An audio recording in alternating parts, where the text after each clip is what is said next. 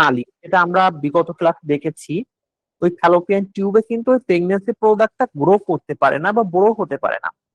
এটার জন্য ওইটা পরবর্তীতে 8 থেকে 9 দিন পর মায়ের ইউটেরাসে ইমপ্লান্ট হয় বা সরে আসে।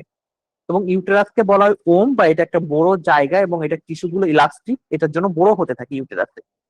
এখন কোনো কারণে যদি ওই ফার্টিলাইজ প্রোডাক্টটা ইউটেরাসের বাইরে কোথাও ইমপ্লান্টেশন হয়ে যায় বা ইউটেরাসের বাইরে কোথাও গ্রো করতে থাকে, এইটাকে আমরা একটোপিক প্রেগনেন্সি বলি। অর্থাৎ ectopic pregnancy ochre when fertilized egg implant outside uterus। ইউটেরাসের বাইরে যে কোনো জায়গায় যখন হয় সেটাকে আমরা বলে থাকি একটোপিক প্রেগনেন্সি। আর এই একটোপিক প্রেগনেন্সির অপর নাম হচ্ছে এক্সাইসিস। আমরা একটু দেখি, এটা হচ্ছে একজন মায়ের ফ্যালোপিয়ান টিউব, এটা হচ্ছে ইউটেরাস। এই ফ্যালোপিয়ান টিউবে কিন্তু ফার্টিলাইজেশনটা হয়, অর্থাৎ বাবা এবং মায়ের স্পার্ম মিলিত হয় কোথায়? ফ্যালোপিয়ান টিউবে। মানে ফ্যালোপিয়ান টিউবটা একটা চিকন জায়গা, এখানে কিন্তু ওই বাচ্চাটা বড় হওয়ার মতো বা 2.5 থেকে 2 কেজি ওজন হবে এই জায়গাটা রাখতে দিতে পারবে না। দ্যাটস ওয়াই 8 থেকে 9 দিন পর এই যে ইউটেরাসের ভিতরে এসে ইমপ্লান্টেশন হয়, এটাকে বলা হয় ইমপ্লান্টেশন। আর ইমপ্লান্টেশনের জন্য কমন সাইট এটাও পরীক্ষাতে আসে, ইউটেরাস। এখন কোনো কারণে যদি এই প্রোডাক্টটা আউটসাইড ইউটেরাস বা ইউটেরাসের বাইরে কোথাও গ্রো করতে থাকে বা বড় হতে থাকে, সেটাকে আমরা একটোপিক প্রেগনেন্সি বলে থাকি। আচ্ছা, যারা স্ক্রিন দেখতে পাচ্ছেন না তারা কাইন্ডলি একটু কেটে আবার নতুন করে জয়েন করুন, দেখতে পাবেন।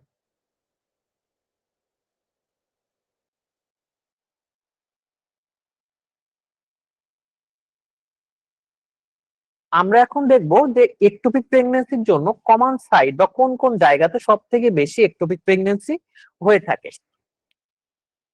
একটোপিক প্রেগনেন্সির জন্য হচ্ছে দুই ধরনের সাইট আছে, একটা এক্সট্রা ইউটেরাইন, একটা ইন্ট্রা ইউটেরাইন। এক্সট্রা ইউটেরাইন বলতে ইউটেরাসের বাইরে। তো ইউটেরাসের বাইরে 98% একটোপিক প্রেগনেন্সি হয় টিউবাল বা ফ্যালোপিয়ান টিউবে, 0.5% হয় ওভারিতে, আর 0.1% হয় অ্যাবডোমেনে। আর ইন্ট্রা ইউটেরাইনে বলতে হচ্ছে সার্ভাইকাল বা সার্ভিক্সে হচ্ছে একটোপিক প্রেগনেন্সি বা সার্ভিক্সে বেবিটা গ্রো করে 0.4%, আর হচ্ছে কর্নিয়ালের লেস দ্যান 1%। এই যে এক্সট্রা ইউটেরানের ভিতরে ফ্যালোপিয়ান টিউবের আবার পার্ট আছে। ফ্যালোপিয়ান টিউবে সব থেকে বেশি একটোপিক প্রেগনেন্সি হয় অ্যাম্পুলাতে, দেন তারপর হয় স্টিমার্সে, তারপর ইনফান্ডিবুলামে এবং ইন্টারস্টিশিয়াল স্পেসে। এই যে সিকোয়েন্স ওয়াইজ ভাগ আছে। তো আমরা যদি এককভাবে দেখি, সব থেকে বেশি একটোপিক প্রেগনেন্সি হয় অ্যাম্পুলা, আর এই অ্যাম্পুলাটা ফ্যালোপিয়ান টিউবের একটা পার্ট। আপনার যদি পরীক্ষাতে আসে most common site for ectopic pregnancy, তাহলে যদি ফ্যালোপিয়ান টিউব থাকে fallopian tube right answer. But যদি ফ্যালোপিয়ান টিউব এবং অ্যাম্পুলা দুইটাই থাকে তাহলে আপনাকে চুজ করতে হবে অ্যাম্পুলা, কারণ সব থেকে বেশি একটোপিক প্রেগনেন্সি কিন্তু অ্যাম্পুলাতে হয়। আর ফ্যালোপিয়ান টিউবেরও অনেকগুলো পার্ট আছে, যেমন আমরা এখানে একটু দেখি। এই যে এইটা হচ্ছে ফ্যালোপিয়ান টিউবের ভিতর অ্যাম্পুলা, এটা হচ্ছে স্কিমাস, এটা ইনফান্ডিবুলাম। তো সব থেকে বেশি ফ্যালোপিয়ান টিউবে একটোপিক প্রেগনেন্সি হয় কোথায়?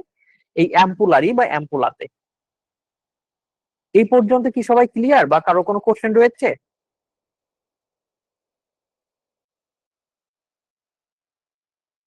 এই পর্যন্ত ক্লিয়ার, কারো কোনো কোশ্চেন রয়েছে?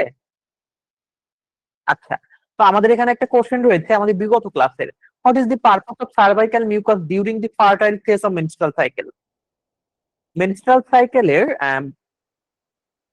যে সার্ভাইকাল মিউকাস মায়েদের সিক্রেশন হয়, এটার পারপাস কি? অপশন রয়েছে prevent infection, to facilitate sperm survival and movement, to signal the start of menstruation, to regulate hormonal balance.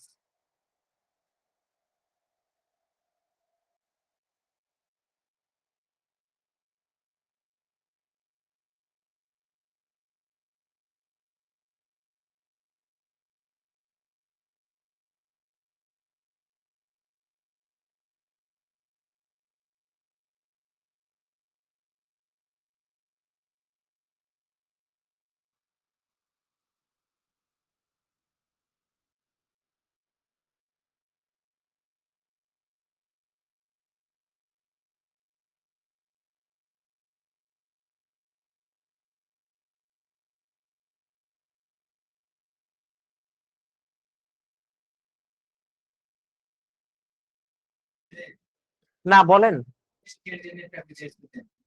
ক্যান্টিনের চাবি কেন, কার লাগবে?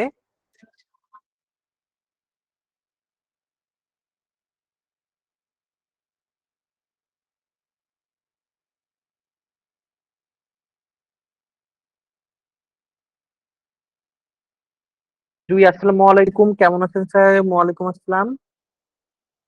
ভাই, ক্যান্টিনের চাবিটা।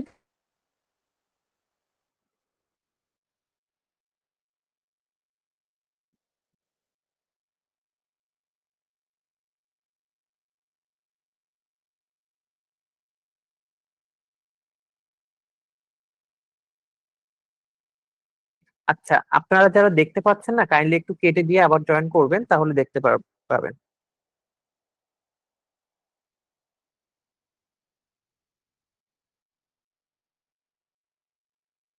আমাদের এখানে সার্ভাইকাল মিউকাসের মেইন পারপাস হবে টু ফ্যাসিলিটেট স্পার্ম সার্ভাইভাল। কারণ সার্ভাইকাল মিউকাস এটা হচ্ছে স্পার্মকে সার্ভাইভ করে এবং ওই ফ্যালোপিয়ান টিউব পর্যন্ত মুভ করতে হেল্প করে, বা ফ্যালোপিয়ান টিউব পর্যন্ত হচ্ছে নিয়ে যায়। আমাদের পরবর্তী কোশ্চেন হচ্ছে, what is the common site for ectopic pregnancy? Ectopic প্রেগনেন্সির জন্য কমন সাইট কোনটা? ওভারি, সার্ভিক্স, ফ্যালোপিয়ান টিউব না ইউটেরাস?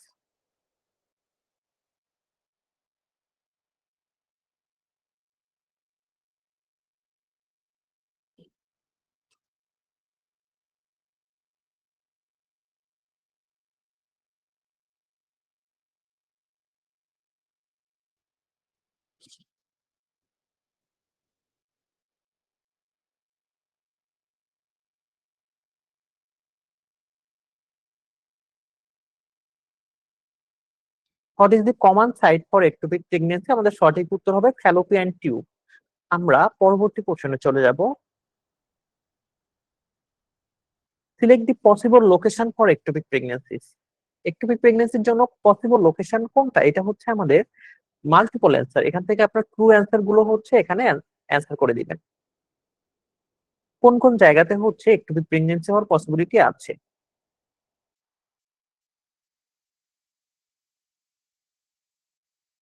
এটা মাল্টিপল অ্যান্সার, এখানে অনেকগুলো রাইট অ্যান্সার হবে। দেখুন, এখানে উত্তর কিন্তু আমাদের সব হচ্ছে অ্যাবডোমিনাল ক্যাভিটি বাদে সব কয়টাই হবে, এ, বি, সি এবং ডি। ইউটেরাস বাদে কিন্তু আমাদের সবগুলো রাইট অ্যান্সার হচ্ছে, কারণ ইউটেরাসে যখন প্রেগনেন্সি হয়, এটা আমাদের একটোপিক প্রেগনেন্সি না। ফ্যালোপিয়ান টিউবে হয়, ওভারিতেও হয়, সার্ভিক্সে হয়, অ্যাবডোমিনাল ক্যাভিটিতেও সামটাইম হয়ে থাকে। আচ্ছা, আমাদের এখন আমরা দেখব একটোপিক প্রেগনেন্সির জন্য মেইন কজ বা মেইন কারণগুলো কি। প্রথম কারণ যেটা, পেলভিক ইনফেকশন বা পিআইডি, পেলভিক ইনফ্লামেটরি ডিসঅর্ডার। এই পিআইডি বা পেলভিক ইনফ্লামেটরি ডিসঅর্ডার হলে কি হয়, ফ্যালোপিয়ান টিউবটা ড্যামেজ বা ব্লক হয়ে যায়। তো যখন কোনো মায়ের এই পিআইডি হচ্ছে একটা ভাইরাল ইনফেকশন ডিজিজ, ইনফেকশনটা হওয়ার জন্য কি হয়, মায়েদের ওই যে ফ্যালোপিয়ান টিউবটা, এটা তো একটা চিকন নালী, এটা ব্লকেজ হয়ে যায়। তখন ওই প্রেগনেন্সি প্রোডাক্টটা বা কনসেপশনের প্রোডাক্টটা বা ফিটাসটা হচ্ছে ওখান থেকে মুভ করে আসতে পারে না। তখন ওই ব্লকেজের জন্য ওখানে আটকে যায়। দেন কোনো মায়ের যদি প্রিভিয়াস একটোপিক প্রেগনেন্সি থাকে, বা আগে যদি কারোর একবার একটোপিক প্রেগনেন্সি হয়, কারোর যদি একবার ফ্যালোপিয়ান টিউবে কোনো সার্জারি হয়, যেমন হচ্ছে মায়ের ওই ফ্যালোপিয়ান টিউবটা কোনো কারণে ছিঁড়ে গিয়েছিল বা ওখানে ব্লকেজ ছিল, যেটার জন্য সার্জারি হয়েছে। তো সার্জারি হলে হয় কি, এই ফ্যালোপিয়ান টিউবটা একটা নালী, এটা কিন্তু খুব স্মুথ। এখন এই স্মুথ নালীর ভিতরে কোথাও যদি স্কেয়ার হয় বা একটু ঘষা খেয়ে যায় বা ওখানে সার্জারি হয়, তখন ওই জায়গাতে এসে প্রেগনেন্সি প্রোডাক্টটা আটকে যায়। কারণ ওইটা তখন স্মুথনেস এর জন্য মুভ করতে পারে না। কারণ আপনি খুব একটা জিনিস চিন্তা করবেন, কোন একটা পাইপ আপনার বাসায়, ওইটা একবার ফেটে গিয়েছে, ওই পাইপটা দেখবেন একবার ফেটে গেলে কিন্তু বারবার ময়লা ওই ফাটা জায়গাটা এসে অ্যাকোমোডেশন হয় বা জমে। কোন মায়ের যদি আইইউডি বা ইন্ট্রাইউটেরাইন ডিভাইস ইউজ করে,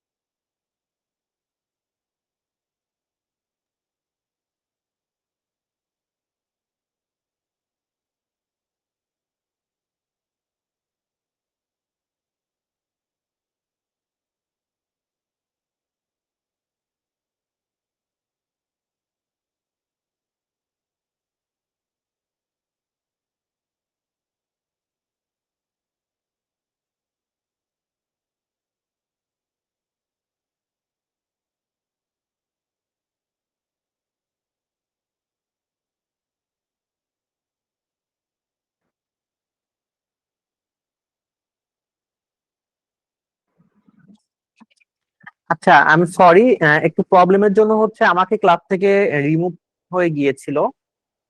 এক্সট্রিমলি সরি।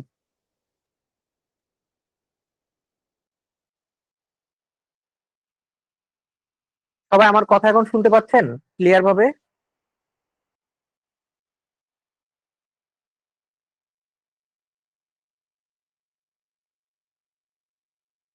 স্ক্রিন দেখা যাচ্ছে ক্লিয়ার?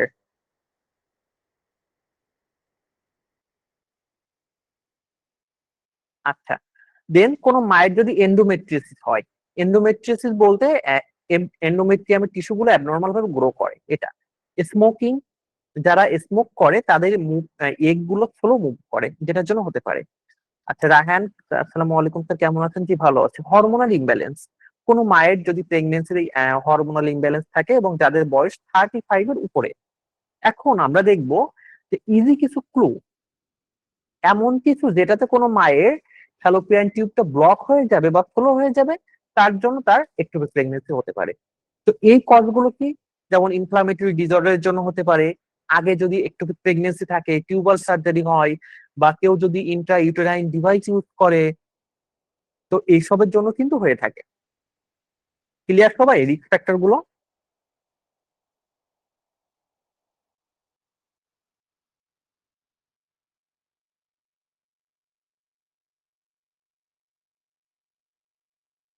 মারিয়া প্রোস, আসসালামু আলাইকুম স্যার, কেমন আছেন? জি ভালো আছি। আচ্ছা, আচ্ছা এখন আমরা পরবর্তী দেখবো হচ্ছে প্যাথোফিজিওলজি। এই যে প্যাথোফিজিওলজি নিয়ে কিন্তু আমাদের ম্যাক্সিমাম নার্সিং স্টুডেন্টের ভিতরে একটা আতঙ্ক কাজ করতো। প্যাথোফিজিওলজি নিয়ে কারা কারা অনেক বেশি ভয় পাইতেন?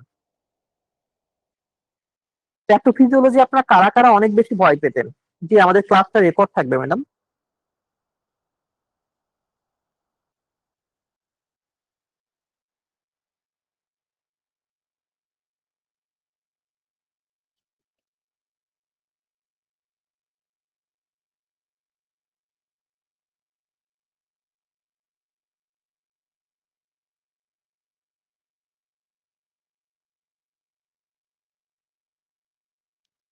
আপনাদের এই প্যাথোফিজিওলজি নিয়ে যারা খুব বেশি ভয় পেতেন বা খুব বেশি আতঙ্কগ্রস্ত হতেন, চলুন আমরা একটু খুব ইজিলি প্যাথোফিজিওলজি পড়ি, দেখুন তো এই আতঙ্কটা থাকে কিনা। এই আমাদের প্যাথোফিজিওলজি জিনিসটা কি? যে একটা রোগ সৃষ্টির প্রক্রিয়া বা কিভাবে একটা রোগ আপনার হিউম্যান বডিতে তৈরি হচ্ছে, এটাই। তো আমরা এখন যেটা দেখবো যে প্যাথোফিজিওলজি অর্থাৎ একটোপিক প্রেগনেন্সিটা কিভাবে হচ্ছে। তো একটোপিক প্রেগনেন্সি আপনি যদি কজ থেকে চিন্তা করেন, একদম প্রথমে একটোপিক প্রেগনেন্সি জিনিসটা কি? যে ইউটেরাসের বাইরে কোথাও ইমপ্লান্টেশন হচ্ছে। তো এটার জন্য আগে কি দরকার? ফার্টিলাইজেশন।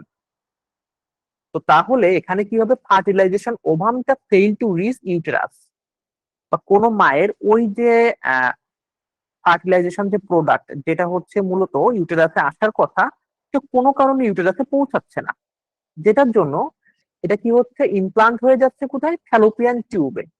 আর যখনই এটা ফ্যালোপিয়ান টিউবে ইমপ্লান্ট হচ্ছে, ওই প্রেগনেন্সি প্রোডাক্টটা তো পরপর বাড়বে বা ওটা গ্রো করতে থাকবে। তখন কি হচ্ছে? টিউব স্ট্রেস হচ্ছে, বা টিউব গুলো হচ্ছে ওইখানে আস্তে আস্তে ছিঁড়ে যেতে থাকতেছে। কারণ আপনার একটা ছোট নল, ওর ভিতরে যদি অনেক বড় একটা কিছু আটকে যায় এবং সেটা পরপর বড় হচ্ছে, তাহলে দেখবেন কি ওটা কিন্তু ফেটে যেতে থাকবে, যেটার জন্য মায়ের কি হবে? পেইন হবে। আর এই পেইন থেকে তার ফ্যালোপিয়ান টিউবটা রাপচার হয়ে যাবে। রাপচার মানে কি? ফেটে যাওয়া বা ছিঁড়ে যাওয়া, যেটার জন্য মায়েদের ইন্টারনাল ব্লিডিং হয়।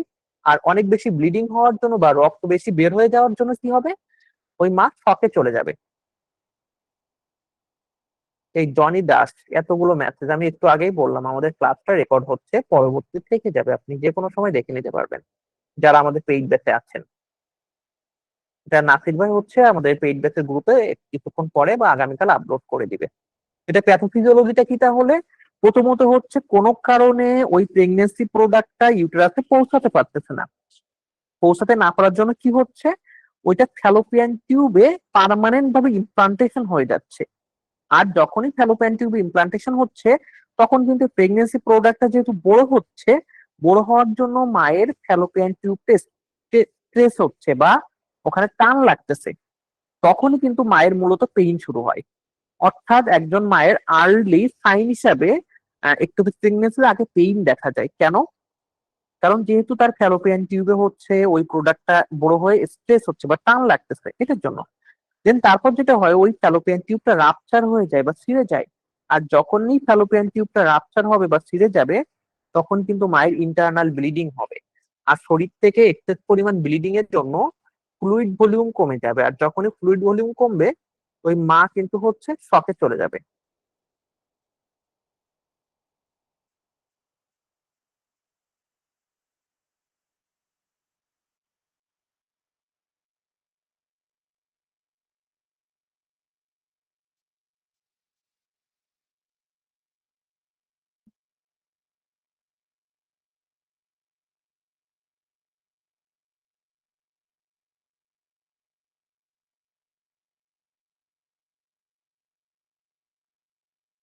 আচ্ছা, আপনারা কি আমার কথা ক্লিয়ার শুনতে পাচ্ছেন সবাই?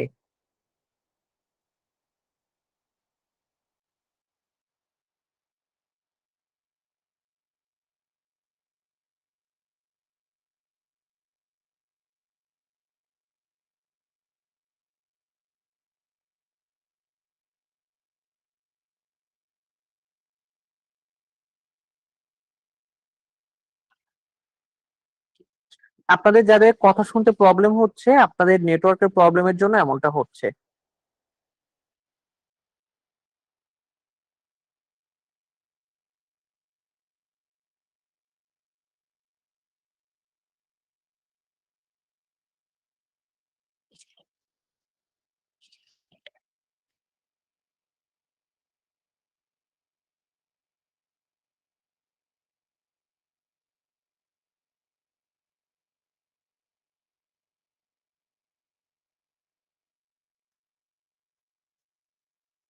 এখন অনেক বেশি নেটওয়ার্ক ইস্যু হচ্ছে। আপনাদের যাদের নেটওয়ার্কের প্রবলেম রয়েছে তাদের বেশি কথা শুনতে প্রবলেম হচ্ছে।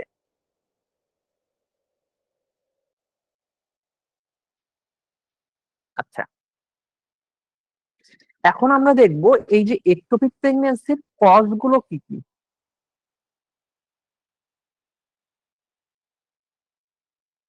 আমরা এখন যেটা দেখবো যে একটোপিক প্রেগন্যান্সির কজ বা কি কি কারণে হয়, সরি, সাইন বা লক্ষণ।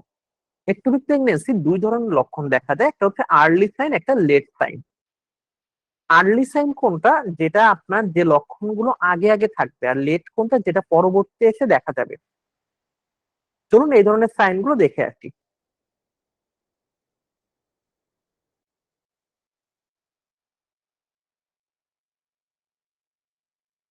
আর্লি সাইন কোনটা? মিস পিরিয়ড বা মায়ের হচ্ছে পিরিয়ডটা মিস হয়ে যাবে। Positive pregnancy test, mild vaginal spotting বা হালকা হালকা ব্লাড আসবে। আর অ্যাবডোমিনাল টেন্ডারনেস, এটা হচ্ছে আর্লি সাইন বা একটু প্রেগনেন্সির একেবারে প্রথম দিকে এই লক্ষণগুলো কোনো মা বুঝতে পারবে। আর লেট বা একবার যদি ফ্যালোপিয়ান টিউবটা রাপচার হয়ে যায় বা ছিঁড়ে যায়, তখন কি কি লক্ষণ দেখা যাবে? সেটা হচ্ছে মায়ের sudden severe lower abdominal pain হবে বা প্রচন্ড তার লোয়ার অ্যাবডোমিনে পেইন দেখা যাবে, এবং এটা হঠাৎ করেই হবে।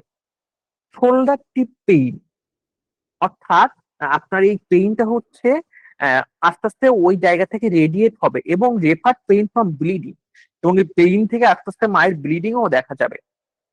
মায়ের শকের লক্ষণ থাকবে, অর্থাৎ বিপি কমে যাবে, পালস কমে আসবে, পেলর দেখা যাবে। এটা মা ফেইন্টিং বা ডিজিনেসে চলে যায়। এই যে লক্ষণগুলো পেইন বাদে আর যে লক্ষণগুলো হচ্ছে তার ব্লিডিং এর জন্য, কারণ যখন একটোপিক প্রেগনেন্সিটা রাপচার হয়ে যায়, তখন কিন্তু মায়ের ওইখান থেকে অনেক বেশি ব্লিডিং হবে। আর যখনই ব্লিডিং হবে, তখন তার যে প্রবলেম গুলো হবে, তার ব্লাড ব্লিডিং হওয়ার জন্য তার বডি ফ্লুইড ভলিউম কমবে, বিপি কমে যাবে, পালস উইক হয়ে আসবে, ফেইন্টিং দেখা যাবে। এই যে লক্ষণগুলো একটোপিক প্রেগনেন্সিতে দেখা যায়। আচ্ছা, আমি এখন আপনাদের মাইক্রোফোন ই করে দিয়েছি। আপনাদের কারো কোনো কোশ্চেন থাকলে আপনারা আস্ক করতে পারেন।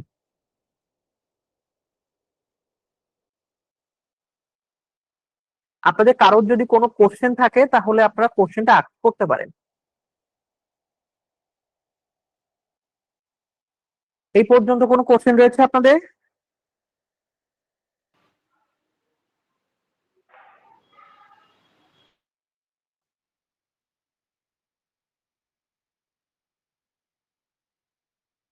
ভাই ফেন্টিং এর এই বাংলা কি? অ্যাবডোমিনাল টেন্ডারনেসের এই পর্যন্ত কোনো কোশ্চেন রয়েছে? ভাই লেট আর রাপচার সাইনের হচ্ছে একদম লাস্টে যেটা আছে ফেন্টিং, হ্যাঁ এটার হচ্ছে বাংলা কি?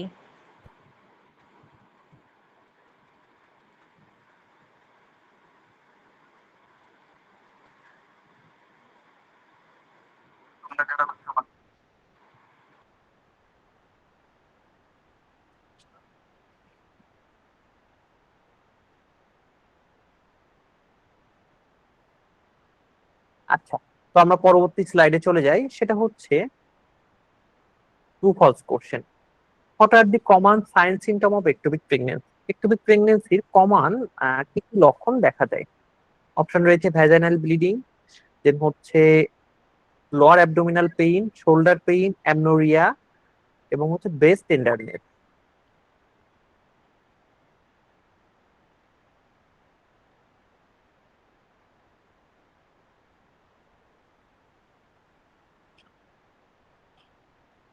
What are the common sign and symptom of ectopic pregnancy? আচ্ছা, ফেইন্টিং বলতে বোঝায় হচ্ছে ওই যে অচেতন হয়ে যায় বা অজ্ঞান হয়ে যাওয়া, যেটাকে আমরা বাংলায় বলি।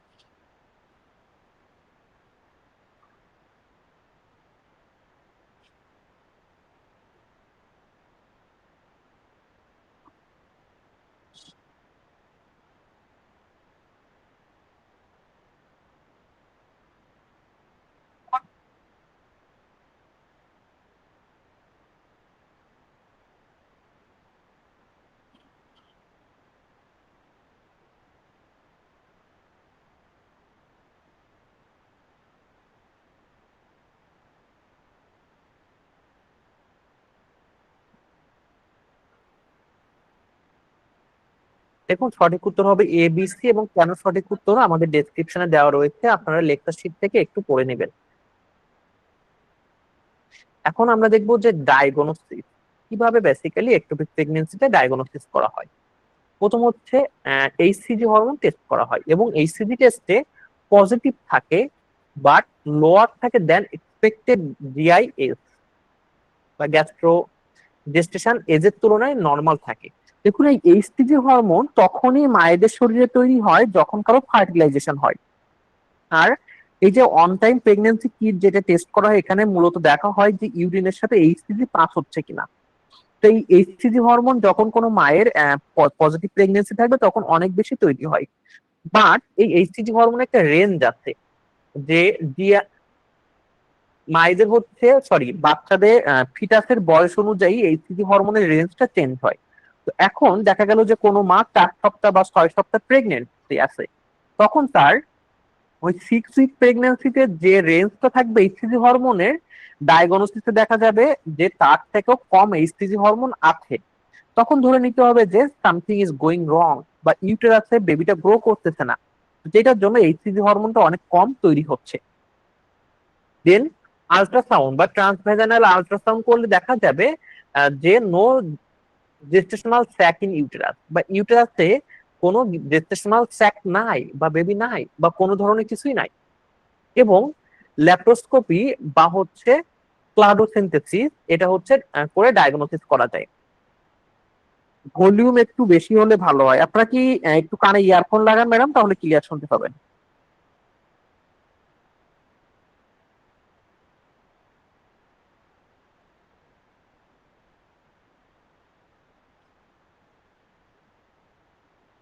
আচ্ছা, ক্লুরোসিনথেসিস বলতে কি আপনারা কেউ বুঝেন?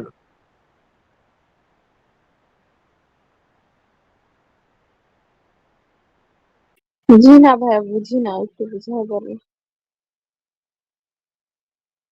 আচ্ছা, দেখুন, কিউলোডোসিনথেসিস হচ্ছে ছোট একটা ছিদ্র করে ওইখান থেকে হচ্ছে ফ্লুইড কালেকশন করা হয়, বা পেলভিক অঞ্চলে যে ফ্লুইডটা টেস্ট করার জন্য ছোট একটা হচ্ছে রাপচার করা হয় বা ছিদ্র করা হয়, করে ওইখান থেকে হচ্ছে স্যাম্পল নিয়ে ওইটা টেস্ট করে দেখা হয়।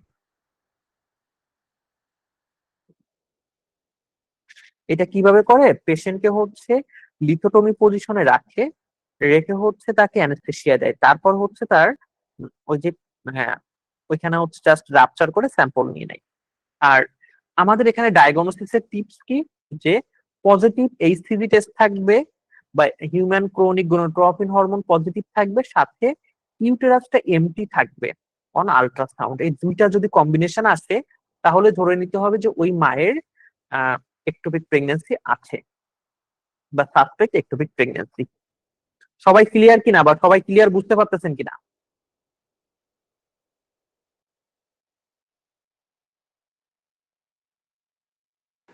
জি ভাইয়া ক্লিয়ার। জি ভাইয়া ক্লিয়ার। আপনারা কি সবাই ক্লিয়ার বুঝতে পারতেছেন? কারো কোনো কনফিউশন বা কঠিন মনে হচ্ছে? আমার একটু কনফিউশন আছে যে ল্যাপারোস্কোপি ওইটা একটু বুঝান।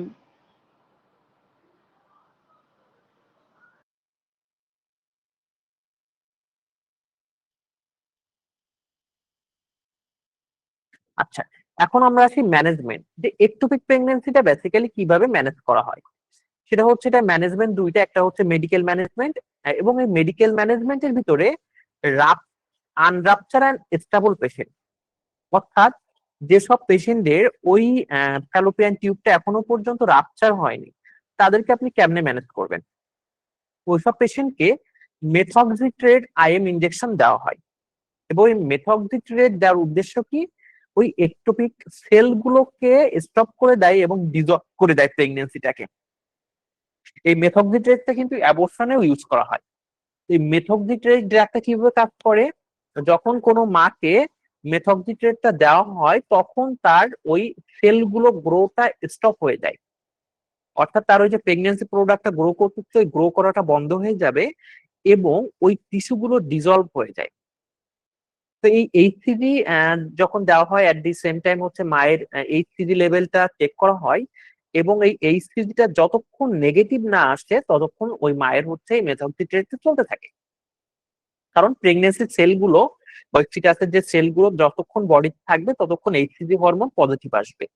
এবং অ্যাট দি মিন টাইম যখন মেথক্সিট্রেট চলবে, মাকে অ্যালকোহল, ফলিক অ্যাসিড বা এনএসআইডি ড্রাগ অ্যাভয়েড করতে হয়। যখনই কোনো মায়ের এই মেথক্সিট্রেট ড্রাগটা আপনি দিবেন তখন তার কোন কোন জিনিসগুলো কন্ট্রাইন্ডিকেটেড, অ্যালকোহল, ফলিক অ্যাসিড এবং এনএসআইডি জাতীয় কোনো ড্রাগ থাকবে। এবং এই টাইমে আপনি মাকে এডুকেট করবেন যে তার অ্যাবডোমিনাল পেইন এবং নওশিয়া হতে পারে। অ্যাবডোমিনাল পেইন কেন হবে, কারণ যেহেতু তার প্রেগনেন্সি প্রোডাক্ট গুলো ডিজলভ হচ্ছে বা ভেঙে যাচ্ছে, ওইখানে তো ক্রাম্পিং হবেই। দ্যাটস ওয়াই ওই মায়ের অ্যাবডোমিনাল পেইন দেখা যাবে। ক্লিয়ার সবাই এই ম্যানেজমেন্ট, বিশেষ করে মেথক্সিট্রেটটা? জি ভাইয়া ক্লিয়ার। জি ভাইয়া ক্লিয়ার।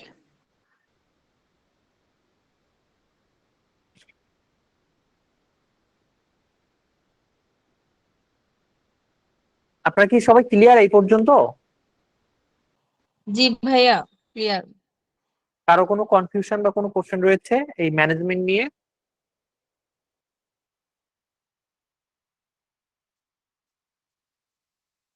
না ভাইয়া কনফিউশন নাই। স্যার না আমার একটা ভাইয়া। কোশ্চেন ছিল। আচ্ছা জি, বলুন।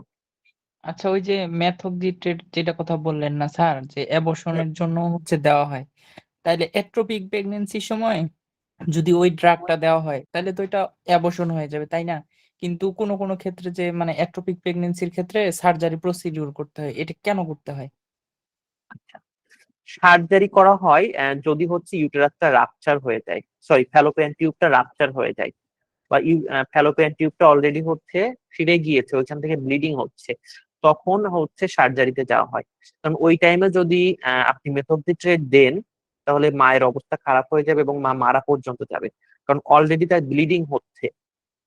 ওই টাইমে যদি আপনি মেথোকজিট্রেট দেন তাহলে তার আরো বেশি অ্যাবডোমিনাল ক্রাম্পিং হবে, তার মাসেল গুলো আরো বেশি কন্ট্রাকশন হবে, তখন থ্যাংক হচ্ছে ইউ। তার হিউজ পরিমাণ ব্লিডিং হবে।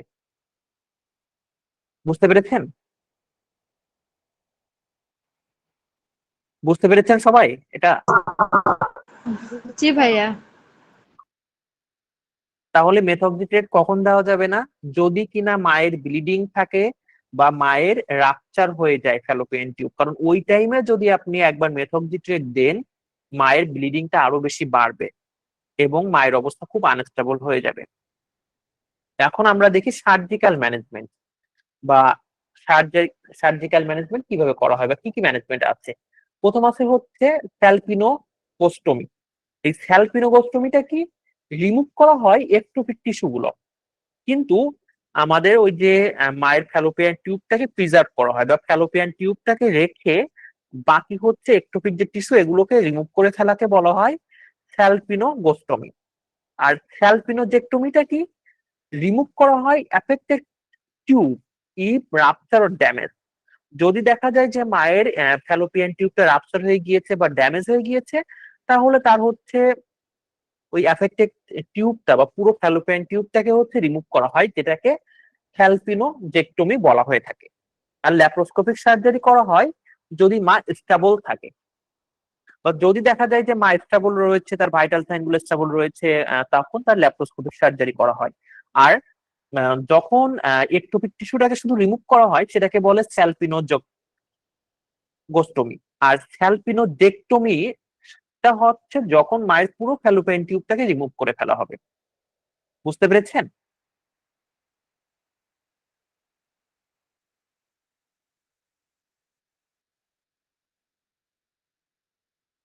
সবাই কি বুঝতে পেরেছেন? জি ভাইয়া জি বুঝতে ভাইয়া। পেরেছি।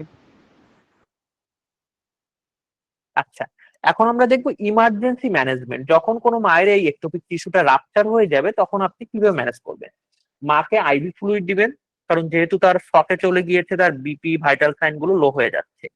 ব্লাড ট্রান্সফিউশন দরকার হয়, ভাইটাল সাইন গুলো হচ্ছে মনিটর করতে হয়, ইউরিন আউটপুট চেক করতে হয় এবং সার্জারির জন্য ওই মাকে হচ্ছে রেডি করতে হয় ইমিডিয়েটলি। এখন আমরা তো অনেক কিছু পড়লাম, এখন কমপ্লিকেশন একটু দেখবো। এই কমপ্লিকেশন দেখার পর আমরা এমসিকিউ প্র্যাকটিস করবো। এতক্ষণ কিন্তু আমরা টোটাল এমসিকিউ গুলো প্র্যাকটিস করিনি, আগে আমরা জাস্ট বেসিক গুলো দেখে গিয়েছি। কমপ্লিকেশনটা কি, একটোপিক প্রেগনেন্সি হলে মায়ের যেটা হবে, টিউব রাপচার হয়ে যাবে। আর টিউব রাপচার হওয়ার জন্য মায়ের ইন্টারনাল হেমোরেজ বা ওই পেটের ভিতরে ব্লিডিং হতে থাকবে, যেটার জন্য মা শকে চলে যায় এবং অনেক সময় মারা মারাও যায়। ইনফার্টিলিটি হয়ে যায় মা, বা সে পরবর্তী সন্তান ধারণ করতে পারে না। কখন, যদি তার ফ্যালোপিয়ান টিউবটা ড্যামেজ হয়ে যায়। আর রিকারেন্ট একটোপিক প্রেগনেন্সি বা বারবার একটোপিক প্রেগনেন্সি হয়, যদি একবার কোনো মায়ের একটোপিক প্রেগনেন্সি হয় সেখান থেকে এটা হচ্ছে রিকারেন্ট হতে থাকে বা বারবার হয়। এখন আমরা কিছু টিপস দেখবো। টিপস বলতে কি, ক্লাসিক ট্রাইড বা কোনটা দেখে আপনি বুঝবেন যে মায়ের একটোপিক প্রেগনেন্সি হচ্ছে, সেটা হচ্ছে উইদাউট এনি ডায়াগনোসিস, শুধুমাত্র নার্সিং ডায়াগনোসিস এর মাধ্যমে কি মায়ের মিস পিরিয়ড বা পিরিয়ড হচ্ছে না, দ্যাট মিনস সে হচ্ছে প্রেগনেন্ট বা অ্যামনোরিয়া। তার অ্যাবডোমিনাল পেইন আছে এবং ভ্যাজাইনাল ব্লিডিং। এই তিনটা যদি কম্বিনেশনে থাকে, যে মায়ের পিরিয়ড হচ্ছে না, তার অ্যাবডোমিনাল পেইন বা পেটে ব্যথা আছে এবং ভ্যাজাইনাল ব্লিডিং হচ্ছে, সেটাকে আপনি ধরবেন একটোপিক প্রেগনেন্সি। আর মেথক্সিট্রেট যখন দিবেন তখন মাকে কি কি অ্যাভয়েড করা লাগবে, অ্যালকোহল, ফলিক অ্যাসিড এবং ইন্টারকোর্স, আনটিল যতক্ষণ না পর্যন্ত মায়ের এইচসিজি হরমোন লেভেলটা জিরোতে না নামে। আর একটোপিক প্রেগনেন্সি রাপচার হয়ে গেলে কি কি লক্ষণ দেখা যাবে, প্রচন্ড পেইন হবে, মায়ের ডিজিনেস হবে, শকে চলে যাবে, যেটাকে মেডিকেল ইমার্জেন্সি হিসেবে ধরা হয়। আর একটোপিক প্রেগনেন্সি মায়েদের প্রিয়োরিটি নার্সিং অ্যাকশন, বা আপনি এজ এ নার্স আপনি কিভাবে প্রিয়োরিটি বেস ম্যানেজ করবেন, পেশেন্টকে স্টেবল রাখবেন, সার্জারির জন্য প্রিপেয়ার করবেন এবং ব্লিডিং মনিটর করতে হবে। মোস্ট ইম্পর্টেন্ট পয়েন্ট, যে পেশেন্টকে ব্লিডিংটা মনিটর করতে হবে এবং পেশেন্টকে স্টেবল রাখতে হবে, কারণ যদি এই মায়ের ব্লিডিং থাকে তাহলে কিন্তু পেশেন্ট আনস্টেবল হয়ে যাবে। সবাই কি বুঝতে পেরেছেন? জি ভাইয়া। জি ভাইয়া বোঝা যাচ্ছে। কোনো কনফিউশন রয়েছে? না ভাইয়া। আচ্ছা, এই একটোপিক প্রেগনেন্সি আপনারা যখন কলেজে ছিলেন বা অন্য অন্য জায়গায় ক্লাস করেছেন, এত ডিপলি পড়েছেন কখনো? জি না ভাইয়া।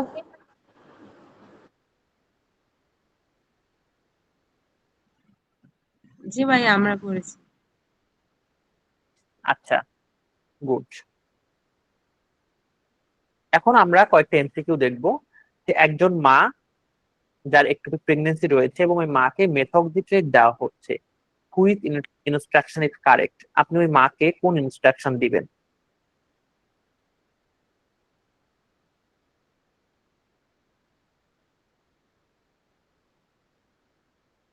একটু কমেন্ট করে জানাবেন। আমাদের পরবর্তী আমি যে কোশ্চেনটা আসবো সেটা কেউ অ্যান্সার করবেন না, আমি যাকে ধরবো সেই অ্যান্সার করবেন শুধু। অ্যান্সার বি ভাইয়া। হ্যাঁ, আমাদের যখন কোনো মায়ের মেথোডিস্ট্রেট চলবে তখন ওই মাকে ফলিক অ্যাসিড, অ্যালকোহল এবং ইন্টারকোর্স তিনটাই অ্যাভয়েড করতে হয়। সঠিক উত্তর হবে বি। এর পরের কোশ্চেন কেউ অ্যান্সার করবেন না, আমি শুধুমাত্র যাকে ধরবো সেই অ্যান্সার করবেন। Which priority nursing assessment is suspected in ectopic pregnancy? আপনি ভুল হলেও কোনো প্রবলেম নেই, এখানে লজ্জা পাওয়ার কিছু নাই, আমরা জাস্ট ক্লাসে আসছি।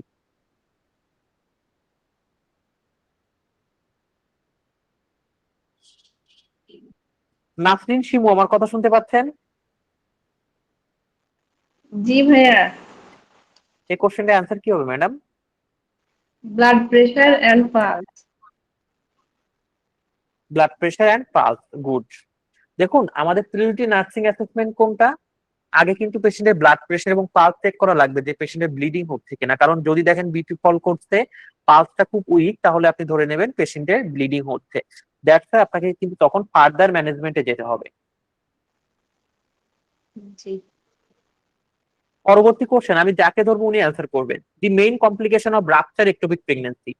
এক্টোপিক প্রেগন্যান্সিটা যদি রাপচার হয়ে যায় তাহলে মেইন কমপ্লিকেশন কি দেখা যাবে? দেখুন আমাদের টার্গেট হচ্ছে ক্লাসের পড়া ক্লাসে কমপ্লিট করানো, এবং আমরা প্রত্যেকের থেকে আপডেট নিচ্ছি যে আপনারা আসলে এটা কমপ্লিট করতে পারতেছেন কিনা।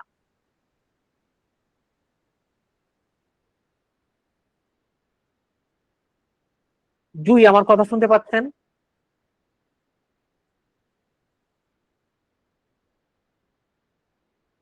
জুই আমার কথা শুনতে পাচ্ছেন?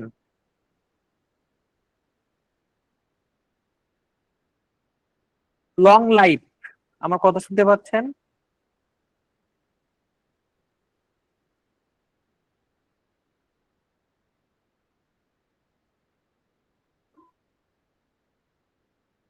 জি স্যার, আপনার কথা শুনতে পাচ্ছি।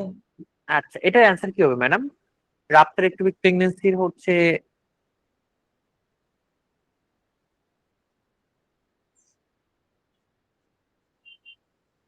স্যার, ইনফেকশন হতে পারে, I am not sure. Complication. কি হয়েছে? Complication, infertility.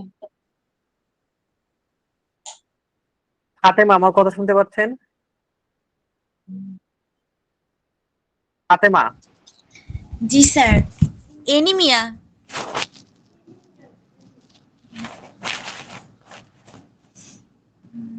বর্ণা রয় আমার কথা শুনতে পাচ্ছেন?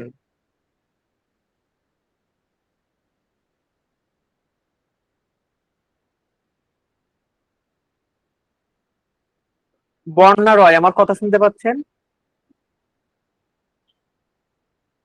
আচ্ছা, ঘুমাচ্ছেন কে কে একটু দেখি ক্লাসের ভিতরে।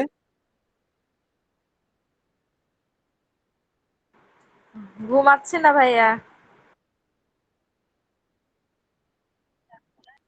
স্যার শুধু একবার বলতে বলেন আমাদেরকে। আচ্ছা, এটা সবাই অ্যান্সার করেন, যে যে পারবেন মেসেজে অ্যান্সার দেন। হাইপোভলিউমিক শক।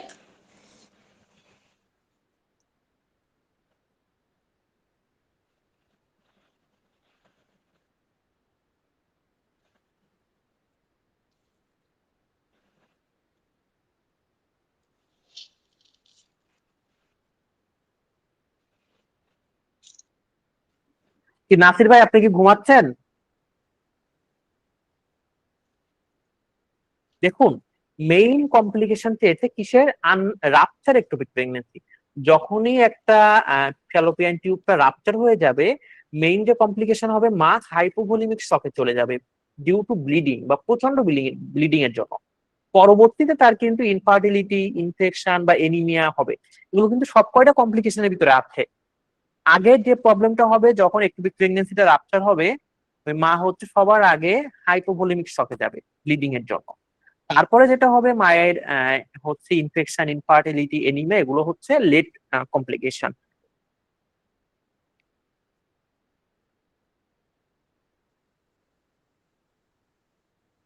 পরবর্তী কোশ্চেন হচ্ছে what is the role of laparoscopic surgery in ectopic pregnancy? Ectopic pregnancy ট্রিটমেন্টের ক্ষেত্রে ল্যাপ্রোস্কোপিক সার্জারি রোলটা কি? এটা কিন্তু ট্রু ফলস, কোন কোন অ্যান্সার সঠিক হবে এই করে দিবেন।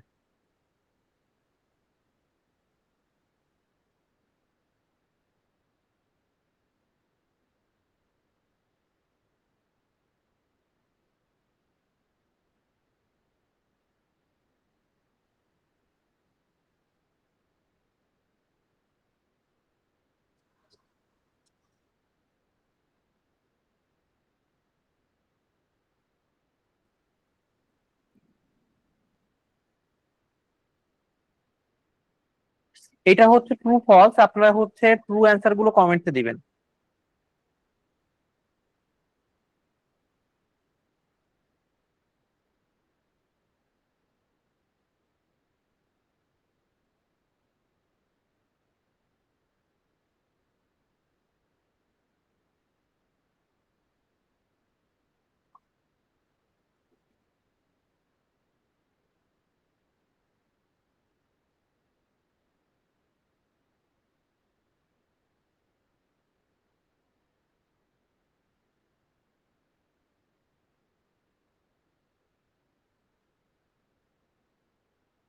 দেখুন, what is the role of laparoscopic surgery? Laparoscopic surgery রোলটা কি? আমাদের হচ্ছে যখন কোনো মায়ের ল্যাপ্রোস্কোপিক সার্জারি করা হয়, তার একটোপিক প্রেগনেন্সি ম্যাচটাকে রিমুভ করা হয়, ফ্যালোপিয়ান টিউবটাকে রিপেয়ার করা হয়, আর ফার্টিলিটি প্রিজার্ভেশন করা হয়, যেন ওই মায়ের ফার্টিলিটি থাকে বা পরবর্তী সন্তান ধারণ করতে পারে। এটার জন্য ল্যাপ্রোস্কোপিক সার্জারিটা কিন্তু চুজ করা হয়, কারণ এখানে কমপ্লিকেশনটা অনেক কম থাকে। সঠিক উত্তর হবে হচ্ছে এ, বি এবং সি। আমরা পরবর্তী কোশ্চেনে চলে যাব।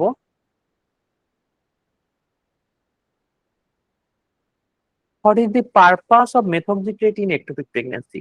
একটোপিক প্রেগন্যান্সিকে মায়াকে যে মেথক্সিট্রেট দেওয়া হয়, এটার পারপাসটা কি বা এইটার উদ্দেশ্যটা কি?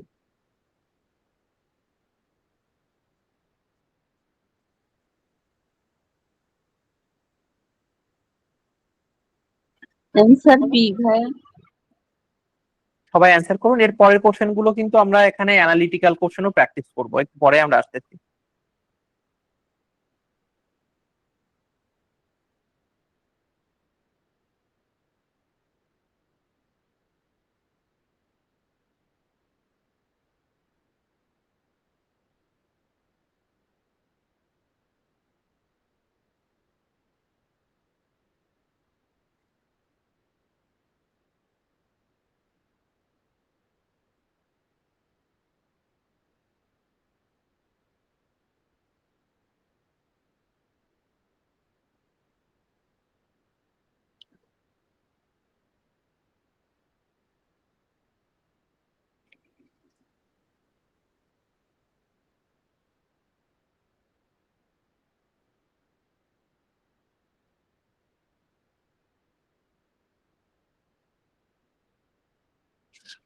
আমাদের হচ্ছে এটার পারপাস মেথক্সিট্রেটের হচ্ছে two dissolved ectopic tissue.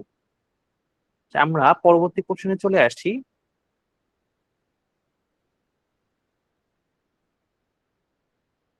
Which medication is contraindicated in ectopic pregnancy? Ectopic প্রেগন্যান্সিতে কোন মেডিকেশনটা contraindicated? Antibiotic, analgesic, progesterone, aspirin. এটা কিন্তু খুব টেকনিক্যাল একটা কোশ্চেন, খুবই টেকনিক্যাল একটা কোশ্চেন, বি কেয়ারফুল অ্যান্সার করার ক্ষেত্রে।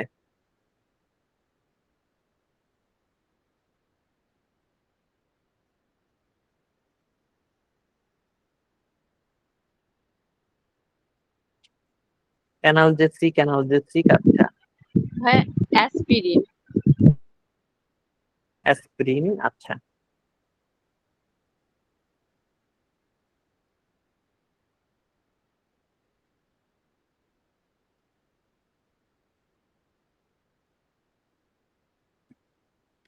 সবাই একটু অ্যান্সার করেন, একটু ভাবতে থাকুন, যখন অ্যান্সারটা আমি বলবো আপনারাই অবাক হয়ে যাবেন।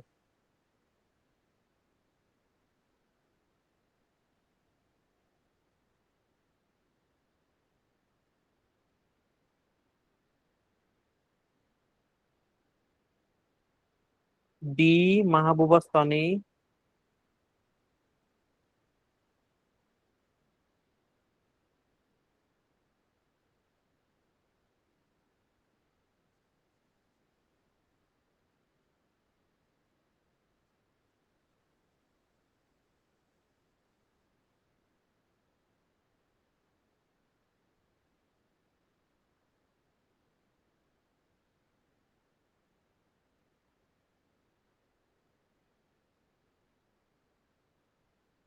আমাদের এখানে সঠিক উত্তর হবে অ্যাসপিরিন।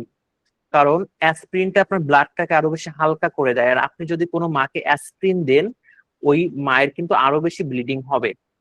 কিন্তু এখানে আমাদের উত্তরটা প্রোজেস্টেরন দেওয়া ছিল, এটা একটু ইয়ে আছে কন্ট্রাইন্ডিকেটেড, বাট প্রোজেস্টেরনটাও সঠিক উত্তর। কেন? কারণ প্রোজেস্টেরন হচ্ছে প্রেগন্যান্সিকে আরো বেশি সাপোর্ট করে এবং সাস্টেইন করতে হেল্প করে। দ্যাটস ওয়াই এই ক্ষেত্রে আমরা চুজ করব হচ্ছে প্রোজেস্টেরন। বেসিক্যালি এখানে যদি প্রোজেস্টেরন না থাকে অ্যাসপিরিন, কারণ অ্যাসপিরিন হচ্ছে ব্লিডিং বাড়ায়। আর যেহেতু এখানে প্রোজেস্টেরন আছে that's why we can choose progesterone, কারণ প্রোজেস্টেরনটা হচ্ছে প্রেগন্যান্সিকে মেইনটেইন করে। তো আমাদের এই একটোপিক প্রেগন্যান্সি ম্যানেজমেন্টের মেইন টার্গেট থাকে প্রেগন্যান্সিটাকে রিমুভ করা। ওই কন্ডিশনে আপনি যদি কোনো মাকে প্রোজেস্টেরন ইনজেকশন দেন তাহলে কিন্তু তার প্রেগন্যান্সিটা রিমুভ হবে না, ওই প্রেগন্যান্সিটা সাস্টেইন করে যাবে বা জীবিত থাকবে, ওইখানে থেকে যাবে। দ্যাটস ওয়াই কন্ডিশনটা আরো খারাপের দিকে চলে যাবে। এটার জন্য হচ্ছে প্রোজেস্টেরনটাকে কন্ট্রাইন্ডিকেটেড ধরা হয়।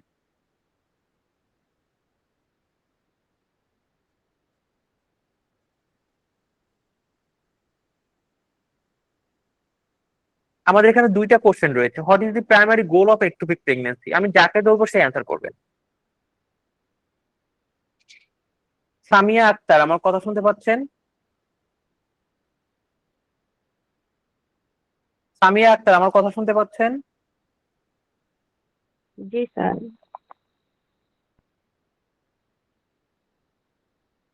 What is the primary goal of ectopic pregnancy management?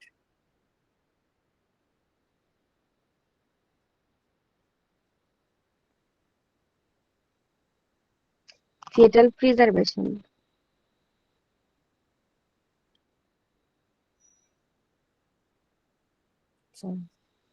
What is the primary goal of ectopic pregnancy management? Be একটু কেয়ারফুল। আচ্ছা আমরা এটা পরে বলতেছি অ্যান্সারটা। আক্তারুল আমার কথা শুনতে পাচ্ছেন? জি স্যার, শুনতে পাচ্ছি স্যার। হ্যাঁ, এটা সঠিক উত্তর কোনটা হবে? স্যার, প্রিভেনশন অফ রাপচার হবে। আচ্ছা, আমাদের সঠিক উত্তর হবে প্রিভেনশন অফ রাপচার। কারণ আমরা একটোপিক প্রেগন্যান্সি হলে বাবুটা বাঁচে না বা ফিটাল প্রিজার্ভ হয় না। আমাদের তখন মেইন টার্গেট থাকে যে মাকে বাঁচানো, আর মাকে বাঁচানোর জন্য সব থেকে গুরুত্বপূর্ণ যে পয়েন্টে সেটা হচ্ছে রাপচারটা যেন আমরা আটকাতে পারি, কারণ রাপচারটা না হলে মায়ের ব্লিডিংটা কম হয়, কমপ্লিকেশনটা কম হয়। What is the term for ectopic pregnancy that occur in cervix? Ectopic প্রেগন্যান্সিটা যখন সার্ভিক্সে হয় এটাকে কি বলে? একদম ইজি উত্তর, সার্ভাইকাল প্রেগন্যান্সি। এখন আমাদের পরে আমরা এখন একটু অ্যানালিটিক্যাল কোশ্চেন দেখবো, এতক্ষণ তো খুব ইজি ইজি কোশ্চেন দেখছি। এই যে কত বড় কোশ্চেন দেখেন, পড়তে গেলে মনে হয় কষ্ট হবে।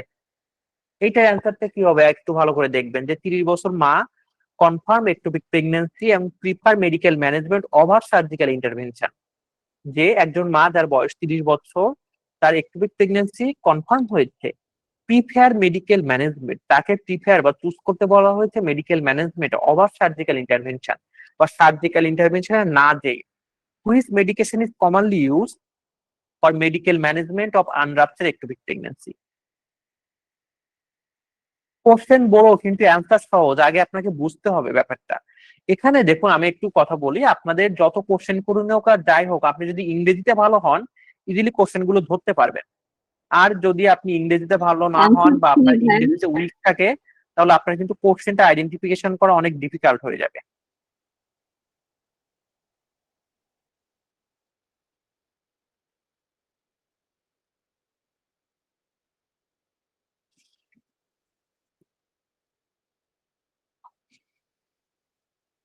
সঠিক উত্তর হবে সি বা মেথোক্সিট্রেট। কারণ যেহেতু সার্জিক্যাল ইন্টারভেনশনে যেতে বলিনি দ্যাটস ওয়াই মেথোক্সিট্রেটটা প্রিফার করা হবে। আমাদের দেখুন কেন রাইট অ্যান্সার এটা এখানে ব্যাখ্যা করা রয়েছে। আমাদের পরবর্তী কোশ্চেন, 25 বছর বয়সী একজন মা যার লোয়ার অ্যাবডোমেন পেইন হচ্ছে এবং ভ্যাজাইনাল স্পোর্টিং হচ্ছে, she has positive pregnancy test and history of previous ectopic pregnancy. Which of following factor is most strong associated with the current ectopic pregnancy? কোন ফ্যাক্টরটা সব থেকে বেশি আহ, দায়ী তার এই ectopic প্রেগনেন্সির জন্য? বয়স তার 35-এর উপরে, তার পেলভিক ইনফ্লামেটরি ডিসঅর্ডার ছিল, আইইউডি ইউজ করেছিল এবং প্রিভিয়াস টিউবাল সার্জারি হয়েছিল।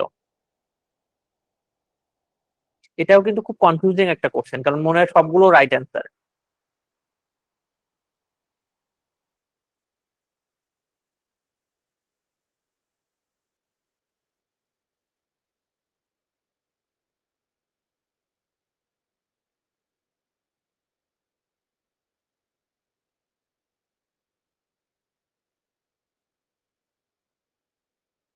অ্যান্সার বি ভাইয়া। আচ্ছা, সবাই অ্যান্সার করুন, তারপর বলছি।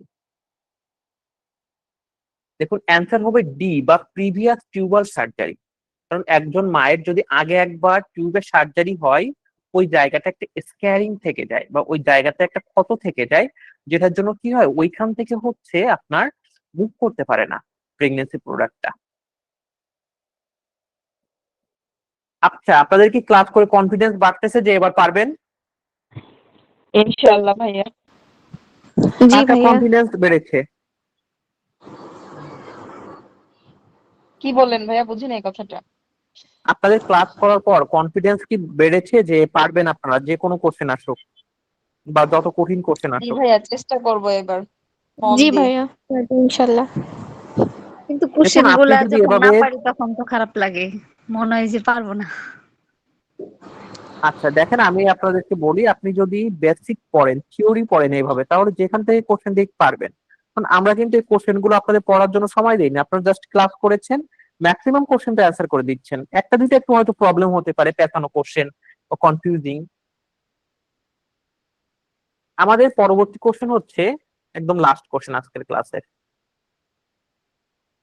34 বছর বয়সী একজন মা, যার হঠাৎ করে অ্যাবডোমিনাল পেইন হচ্ছে এবং সিনকোপ আছে। সিনকোপ মানে ফেইন্টিং হয়ে যাওয়া, হঠাৎ করে অজ্ঞান হয়ে যাওয়া। অন এক্সামিন করে দেখলেন মায়ের বিপি হচ্ছে 80/50, পালস 120 বিট পার মিনিট, এবং তার অ্যাবডোমেন টেন্ডার হচ্ছে with guarding. Which of following intervention is priority? এখানে আমাদের কোন ইন্টারভেনশনকে আপনি প্রিয়োরিটি দেবেন বা গুরুত্ব দিবেন? Laparotomy, IV fluid resuscitation, administration of methotrexate এবং ট্রান্সভ্যাজাইনাল আল্ট্রাসাউন্ড। বি নাম্বার ভাইয়া। কেন বি নাম্বার অ্যান্সার হবে, কেউ বলতে পারবেন? Why B is right answer? শখে চলে যাচ্ছে এই কারণ কারণে, পেশেন্টের কমে যাচ্ছে, হাইপোভলিমিক প্রেশার কমে যাচ্ছে, পালস রেট বেড়ে যাচ্ছে। পেশেন্ট হাইপোভলিমিক শকে চলে যাচ্ছে এটার কারণে।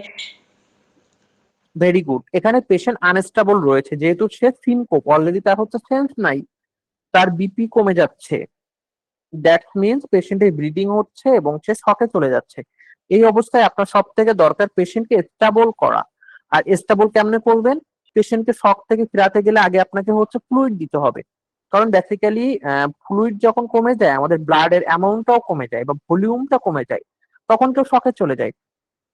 আর আপনি যখন আইভি ফ্লুইড দিবেন, তখন কি হবে, পেশেন্টের বডিতে ফ্লুইড বাড়বে। আর ফ্লুইড বাড়ার সাথে সাথে কি হবে, পেশেন্টের হচ্ছে কিন্তু বিপিটা বাড়বে বা ইনক্রিজ হবে।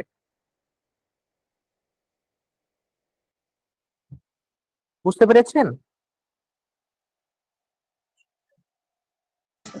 জি ভাইয়া, জি বুঝতে ভাইয়া, পারছি। বুঝতে পেরেছি।